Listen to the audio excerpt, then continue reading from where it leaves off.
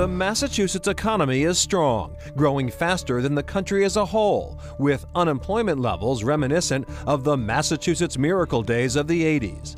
But get outside the greater Boston area, way outside, and it's a different picture.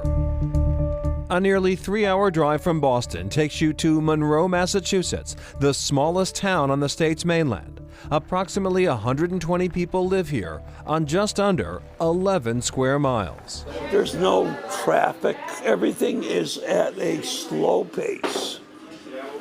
And it's just a beautiful place to live.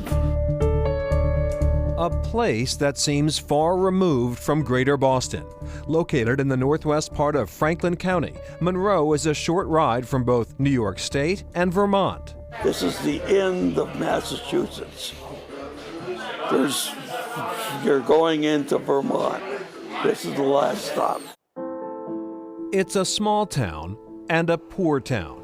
According to U.S. Census data, residents here have the lowest median household income in the state, $31,458, less than half the statewide number.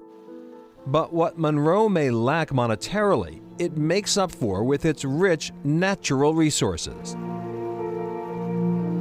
Monroe State Forest is about 3,700 acres. It takes up about more than half of the town of Monroe. Alec Gilman from the state's Department of Conservation and Recreation took us into the Monroe State Forest on foot for a glance at Mother Nature's majesty. It's managed for forestry, but it also has a lot of recreational benefits, such as this, the Dunbar Brook Trail. People from all over come to Monroe to experience a landscape mostly untouched by humans, aside, of course, from man-made trails. As you can see, there are a few footprints going down there, so people are hiking in the wintertime. On these higher elevation towns where the snow tends to stick, snowmobiling is the trails are very well used. Hunting is another option for visitors, and one of the big draws in warmer months is the picturesque Raycroft Lookout. Monroe is off the beaten track, and much more so than other state forests at Mohawk Trail or Savoy Mountain State Forest.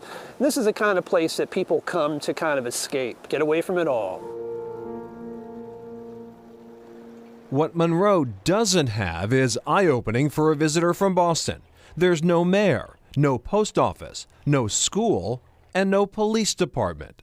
So that means state troopers at the Shelburne Falls Barracks, 16 miles away, are Monroe's primary police agency. It is quite a distance from the barracks here. Sometimes it's, with weather or whatnot, can be a half-hour ride to the outskirts of town. Radio communications, everything becomes a little more difficult out there. Trooper Kevin Wesolowski has been patrolling this area for more than 2 decades. Even though the town doesn't have a single stoplight, Wesolowski says calls to Monroe aren't usually for traffic accidents. We get everything, just like our other 17 towns that we deal with. Anything from house burglaries to domestic situations to issues on the river there, because they do have the whitewater rafting.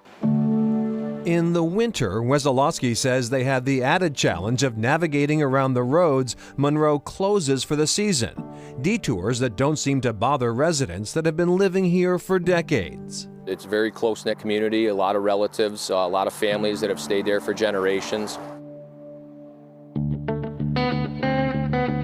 Looking for nightlife in Monroe?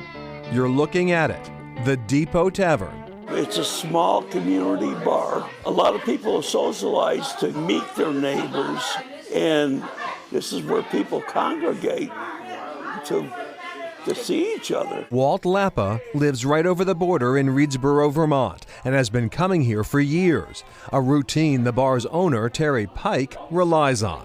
Everybody knows your name and you know what they're drinking. Oh yeah.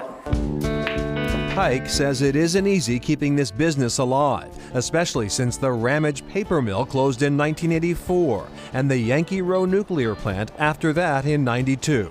We lost a lot of business. But she's worked hard to keep people coming, building a following on social media, and hosting a pool tournament on Tuesdays when the hot dogs are on the house.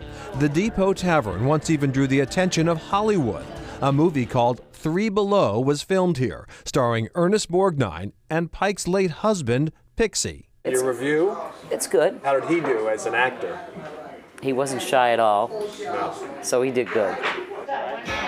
Despite that brief 15 minutes of fame, the Depot Tavern remains a quiet watering hole for locals who like living off the beaten path, but still enjoy each other's company. There's something different to see every day. It's a beautiful world up here. It sure is pretty, and Monroe is named after the country's 5th president, James Monroe, who served from 1817 to 1825. Now, the town was incorporated while he was in office. Getting back to the forest, its trails and roads were created decades ago by both the Civilian Conservation Corps during the Great Depression and later from the 50s into the 70s by workers from a now defunct prison camp run by the State Department of Corrections. Next, a paper town's boom times.